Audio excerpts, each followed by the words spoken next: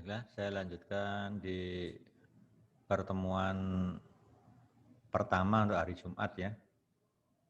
Sebelumnya saya ucapkan dulu Assalamualaikum warahmatullahi wabarakatuh. Kemarin hari Kamis saya sudah menerangkan tentang analisa data ekonomi. Ya. Jadi ini saya ulang lagi, analisa data kuantitatif, jadi ini yang berupa numeriknya, dibagi menjadi dua bagian. Yang pertama adalah menguraikan data keseluruhan menjadi komponen yang lebih kecil, dengan tujuan apa? Untuk mengetahui bahwa komponen yang menonjol itu yang mana. Ya. Jadi yang sifatnya itu adalah ekstrim, jadi yang paling menonjol. Baik menonjol dalam arti persentasenya atau dalam nilai mutlak. Yang kedua bisa dipakai untuk membandingkan antar komponen-komponen yang kecil tadi itu ya. Ini bandingkan. Terus yang ketiga, membandingkan beberapa komponen dengan keseluruhan menggunakan angka proporsi atau persen. Dirupakan persen. Ya, mari saya contohkan. Harga barang X tahun 2010 A. Tahun 2011 naik menjadi B. Berarti kenaikannya kan B min A. Kalau dipersentasekan berarti B min A dibagi A kali 100%. Nah itu kenaikannya. Tahun 2012 berubah lagi jadi C. Kenaikannya dari tahun 2010 kan berarti C min A. Dibagi dengan A kali 100%. Begitulah. Dari situ nanti bisa dibandingkan kenaikan 2011 dengan 2012 itu secara persentase lebih besar siapa? Tahun 2011 atau 2012. Kan bisa diketahui dari situ. Ini yang dikenal dengan analisa data ekonomi. Ya. Saya ambil contoh, saya punya data, ini yang dikoleksi oleh Badan Pusat Statistik ya. Untuk mengetahui sumbangan masing-masing sektor ekonomi terhadap GDP, Gross Domestic Product, atas dasar harga konstan di tahun 2005. Jadi harganya nanti dibandingkan terhadap tahun 2005. Ya. Di bidang pertanian, peternakan, kehutanan, dan perikanan. Ini kalau di total, besarnya kenaikan 33,61%. Nah, cara ngukurnya ya dibandingkan dengan tahun 2005, kan ada data itu. Untuk pertanian, peternakan, kehutanan. Ya, sampai ketemu angka 33,61%. Tahun 2010 turun lagi, ya kan? 2011 turun lagi. 2012 makin turun lagi. Berarti dari tahun ke tahun di bidang lapangan usaha pertanian, peternakan, kehutanan, dan perikanan itu mengalami penurunan terus. Nah, itu maksudnya analisa data. Nah ini kalau dilihat per komponen ya, untuk tanaman bahan makanan ya, tahun 2009 dibandingkan tahun 2005 ya, dengan tanaman bahan makanan yang sama, ya kan? Dicek, oh ternyata terjadi peningkatan 19,55%. 2010 naik lagi, ya kan? 2011 turun, ya kan? 2012 turun lagi, cenderung turun untuk tanaman. Naiknya di sini habis itu turun terus, ya. Begitu caranya ya untuk ngecek. Nah, kemudian di pertambangan dan penggalian, nah, seperti ini. Ya, untuk pendapatan totalnya gross domestic bruto ya, PDB bruto di total 100%. Ya, itu ya. Nah, ini penjelasan tadi yang saya bilang, rasio sumbangan sektor pertanian terhadap industri. Jadi membandingkan antara sektor pertanian terhadap industri di tahun 2009. Coba kita lihat, sektor pertanian terhadap industri. Sektor pertanian. Mana ini pertanian ini? Terhadap industri. Nah ini industrinya nih, industri pengolahan ya. Sektor pertanian. Nah ini nih. Perkebunan, peternakan, kehutanan, perikanan, sektor pertanian terhadap industri. Ini ada tahun berapa? 2009 ya. 33,61 kita lihat angkanya. Nah ini 33,61 terhadap industri 11,92. Nah ini industri pengolahan maksudnya ya. Kalau mau lengkap industri pengolahan. Jadi membandingkan di tahun 2009 gitu, dari sektor pertanian ya, sektor pertanian dengan industri pengolahan 11,92 dibagi kalikan ketemu hasilnya 2,9. Nah, ini namanya rasio. Ya, di tahun 2009 bandingkan antara sektor pertanian dan industri ketemu 2,8. Kemudian turun menjadi 31,19 dibagi 14,52 di tahun 2012. Ya, lihat tahun 2012 31,19 dibagi 14,53. Kalau kita cek, nilainya 2,1, turun kan? Nah, jadi rasio sumbangan sektor pertanian terhadap industri awalnya 2008, di tahun 2009, sekarang turun menjadi 2,1 di 2012. Nah itu ya, cara menganalisa data ekonomi seperti itu. Ya, seperti deskriptif saja, hanya ngitung-ngitung aja ya. Yang kedua, memperhitungkan besarnya pengaruh secara kuantitatif dari perubahan suatu atau beberapa kejadian terhadap satu atau beberapa kejadian lainnya, dan memperkirakan satu atau beberapa kejadian di waktu mendatang. Ya. Setiap kebijakan, baik dari pemerintah maupun perusahaan, pada dasarnya dimaksudkan untuk melakukan perubahan dalam arti yang positif sesuai dengan yang diinginkan. Kebijakan dilaksanakan dan hasilnya dicatat, sehingga diperoleh data untuk diolah dan dianalisa. Hasil analisa digunakan untuk dasar evaluasi. Ya, apakah suatu kebijakan setelah dilaksanakan sesuai dengan yang diinginkan atau tidak. Ya. Jadi hasil analisa tadi kita evaluasi dengan dasar evaluasi, apakah kebijakan yang sudah diterapkan tadi sesuai dengan yang diinginkan atau tidak ya. Misalnya ini ya, apakah kenaikan pendapatan dapat meningkatkan konsumsi? Nah, ini tanda tanya ini, benar enggak? Apakah kenaikan gaji pegawai negeri dapat meningkatkan prestasi kerja? Nah, ini yang perlu dievaluasi. Apakah penambahan investasi nasional dapat meningkatkan pendapatan nasional? Ini semuanya adalah implikasi. Ya. Semuanya masih menjadi pertanyaan. Ya. Apakah kenaikan biaya promosi ekspor dapat meningkatkan penerimaan devisa hasil ekspor? Jika jawabannya ya dan dapat, maka pertanyaan berikutnya adalah dalam bentuk angka numerik. Ya. Apakah kenaikan pendapatan dapat meningkatkan konsumsi? Kalau bentuk numeriknya, jika kenaikan pendapatan sebesar satu satuan, maka rata konsumsi naik sebesar sekian persen, misalkan ya. Atau kalau pendapatannya naik 1%, ya misalnya gitu, maka rata-rata konsumsinya akan naik berapa persen. Nah, gitu. Pokoknya dirupakan angka kalau pernyataan tadi diterima atau dinyatakan ya. Berapa persen kenaikan prestasi kerjanya? Loh, ini kan menjadi pertanyaan ini.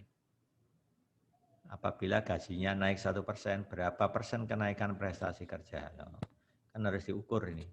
Apabila investasi nasional naik 1%, berapa persen kenaikan GDP-nya? Kan berupa angka dan seterusnya. Ini yang harus dijawab. Ya.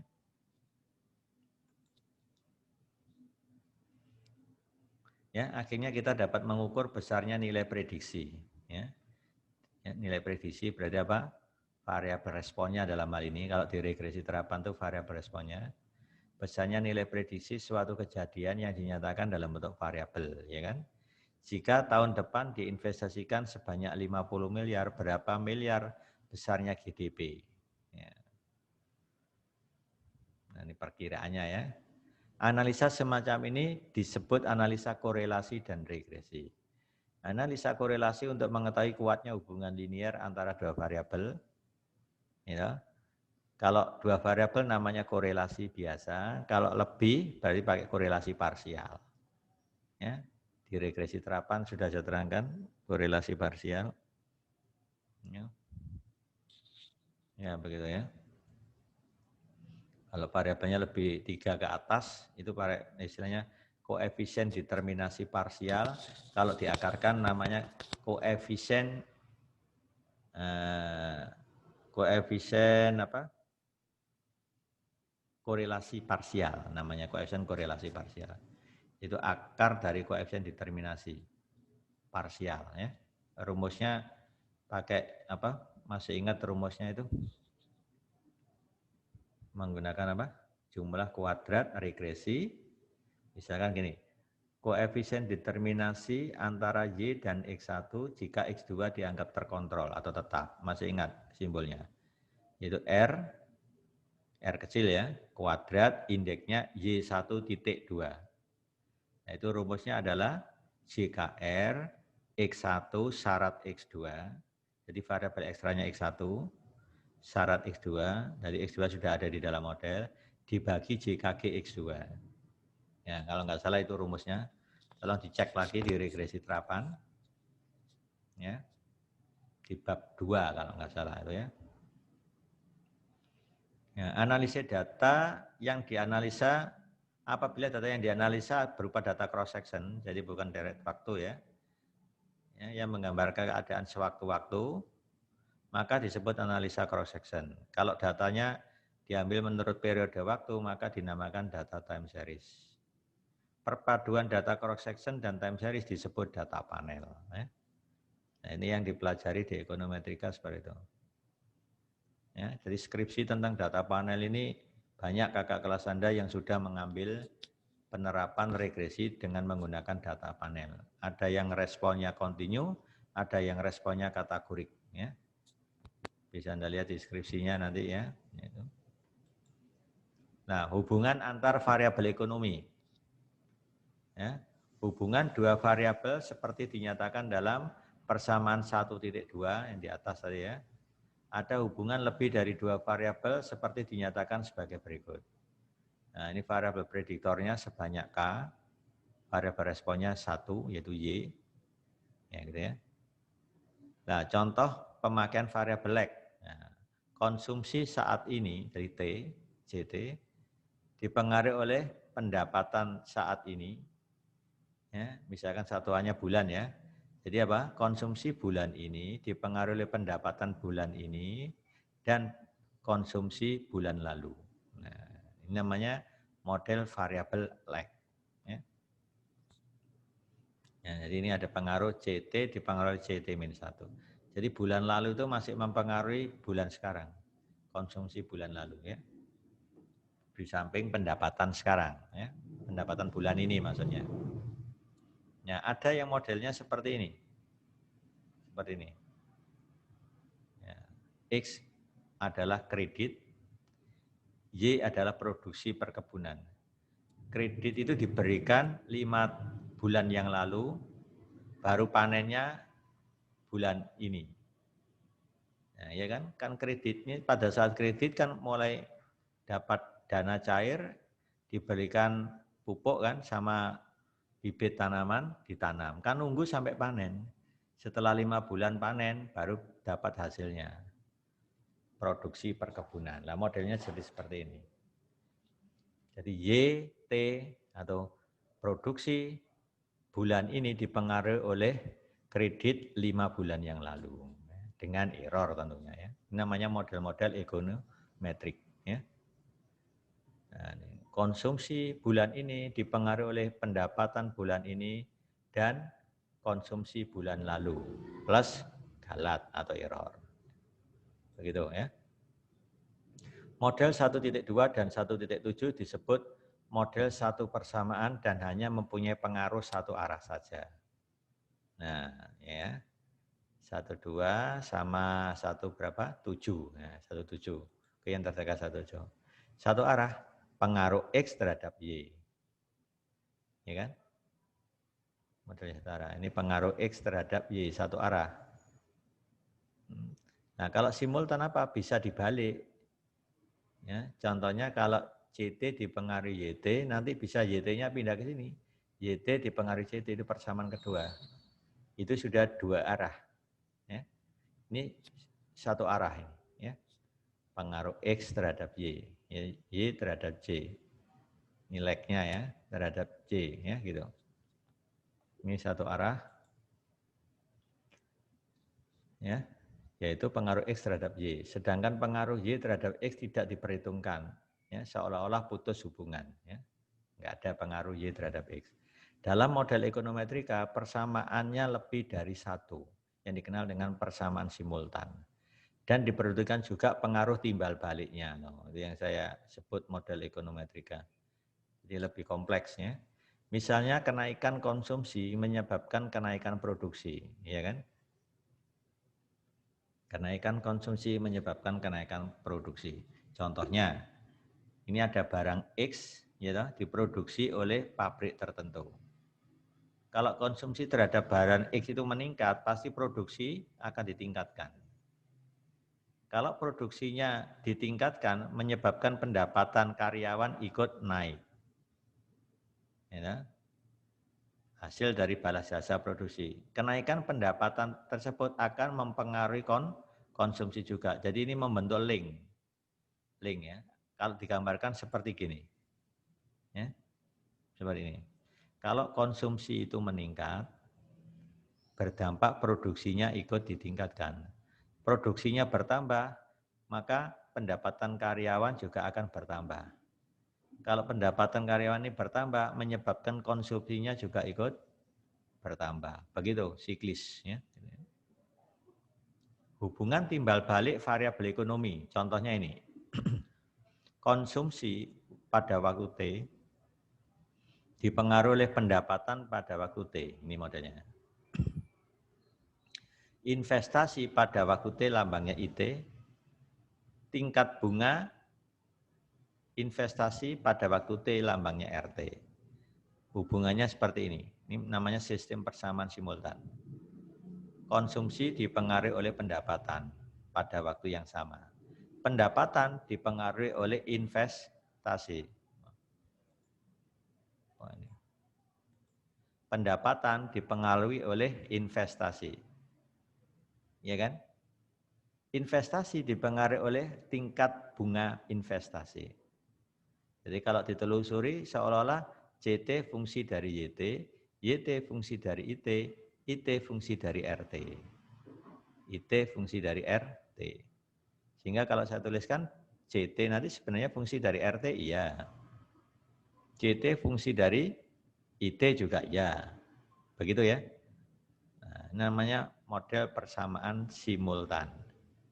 Ya, di sisi ini YT sebagai variabel prediktor, di persamaan kedua bertindak sebagai variabel respon, ya, gitu ya.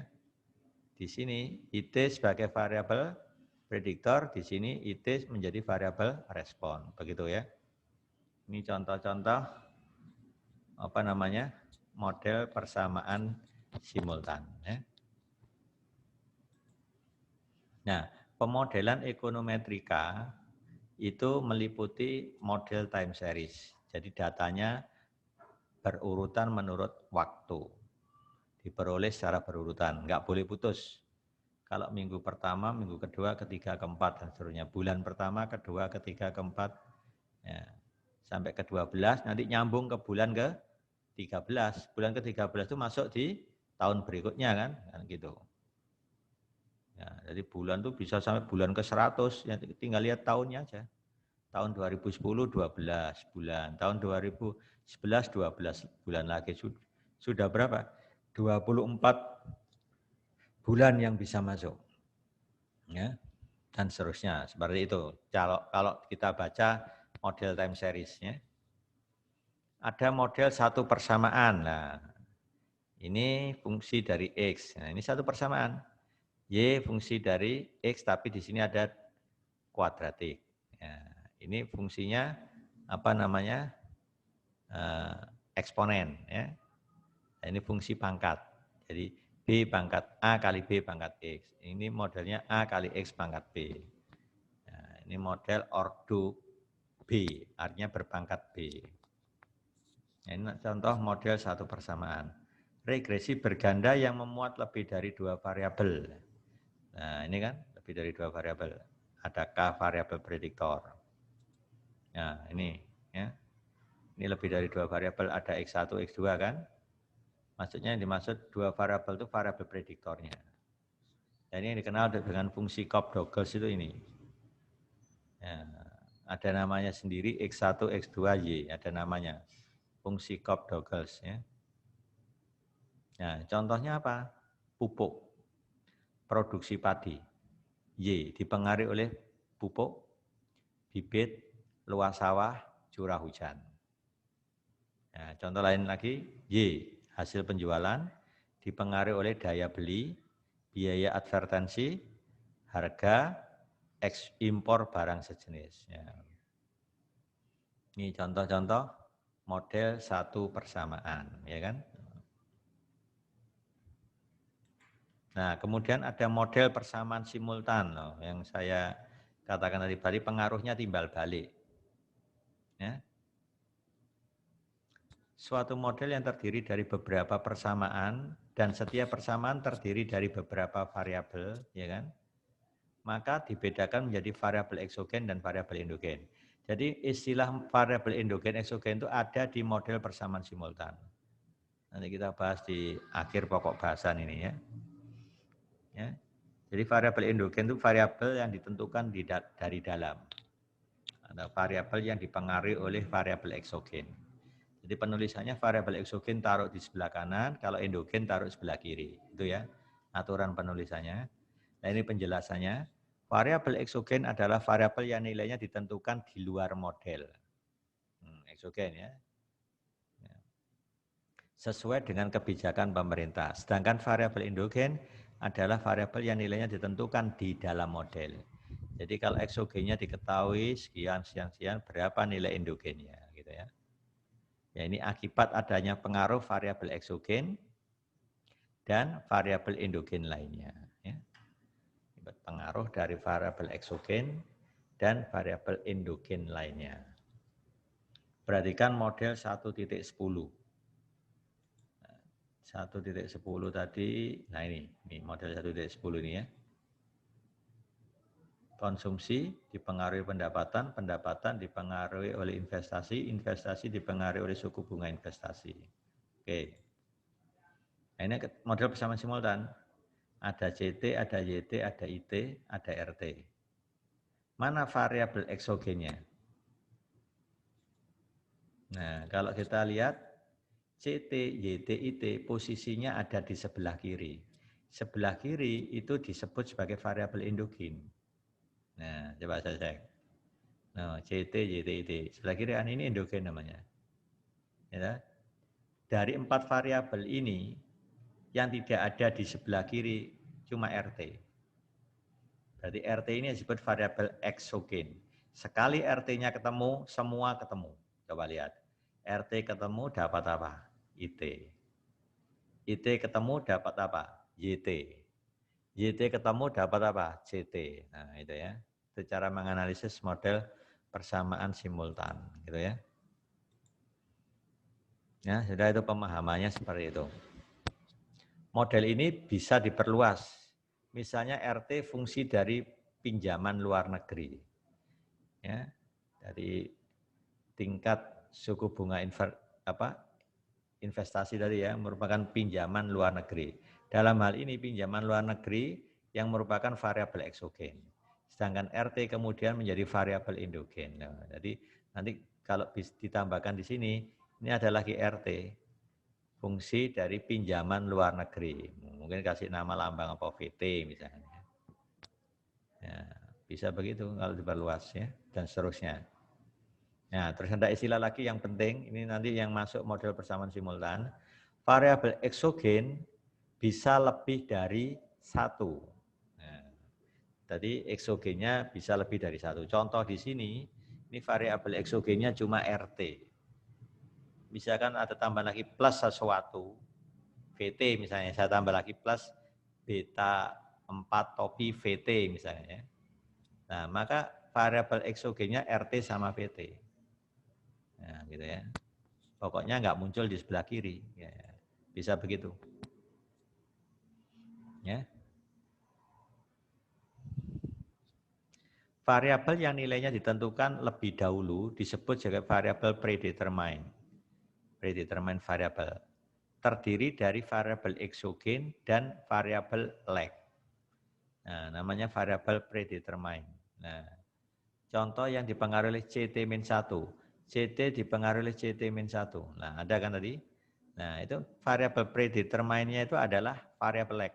CT-1 dan eksogen. Nah, eksogen YT-nya tadi. Kan nanti rumusnya gini, CT fungsi dari YT. Nah, YT itu apa? Variabel eksogen. Dan variabel lag-nya apa? CT-1. Nah, CT-1 itu masuk variabel predetermined atau predetermined variable. Jadi apa? Bisa YT, bisa JT-1 gitu ya. Itu penamaannya di model persamaan simultan. Nah, contoh Y1 dipengaruhi oleh Y2T. Gitu? Y1 dipengaruhi oleh Y2 pada lag T-1. Y1 dipengaruhi oleh X1T. Nah, sementara Y2 ini menjadi variabel endogen juga kan? Dia dipengaruhi oleh Y1, kan timbal balik. Y1 dipengaruhi oleh Y2, Y2 dipengaruhi oleh Y1, dan seterusnya. Ini contoh model persamaan simultan. Jadi Y1 di sini pendapatan pada waktu T, variabel endogen. Y2 persediaan uang, ya, persediaan uang Y2 ini pada waktu T, ini juga variabel endogen. X1 investasi waktu T, nggak muncul kan di sini, berarti eksogen. Eksogen. Y2 T-1 variabel lag, ini masuk predetermined variabel. Ya, merupakan variabel lag. Ya. Nah, ini kan termasuk variabel eksogen ya, yang dikenal dengan apa tadi predetermined variabel berupa variabel lag. Ya. Jadi termasuk ini variabel eksogen sama variabel lag, ini namanya variabel predetermined atau predetermined variabel. Bisa eksogen, bisa lag. Ya. Contohnya gitu. Jadi kalau dibuat bagan seperti ini. Y1 dipengaruhi oleh X1 dengan koefisien C11. Ya. Y1 dipengaruhi oleh X1 dengan koefisien C11. Ya. Terus Y2 dipengaruhi oleh Y1 dengan koefisien B21. Nah, ini ya. Y2 dipengaruhi oleh Y1 dengan koefisiennya B21. Kalau dibuat bagan seperti ini. Kemudian Y1 dipengaruhi oleh Y2 dengan koefisien B12. Nih, Y1 dipengaruhi Y2 dengan koefisien B12. Nah, gambarnya gini jadi. Ya. Kemudian Y1 dipengaruhi oleh X1 dengan koefisiennya C11. Itu ya. Nih, Y1 dipengaruhi oleh X1 dengan koefisien C11. Jadi model persamaan simultan ini kalau saya buat bagan kurang lebih seperti ini. Ya, ini sudah bisa menggambarkan ini sudah. Nah, itulah contohnya ya.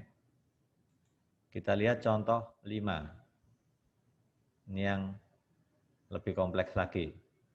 Bayangkan bentuknya ada selisih variabel YT dengan lag-nya, MT dengan lag-nya, RT dengan lag-nya, RT-1 dengan lag-nya. Ini suku bunga bulan ini dipengaruhi oleh selisih suku bunga bulan lalu dan 2 bulan yang lalu. Nah, gitu ya. Misalkan aja begitu. Kemudian konsumsi bulan ini dipengaruhi oleh konsumsi bulan lalu dan pendapatan nasional saat ini atau bulan ini. Begitu seterusnya ya. Ini contoh-contoh model ekonometrika ya, yang dikenal dengan model persamaan simultan ya. Ya, saya kira itu yang bisa saya jelaskan untuk pendahuluan ini. Ya, minggu depan kita mulai masuk di multikolonialitas ya. Apa itu? Penjelasannya rinciannya adalah Kita ketemu di hari Kamis minggu depan. Oke, saya akhiri sampai di sini. Assalamualaikum warahmatullahi wabarakatuh.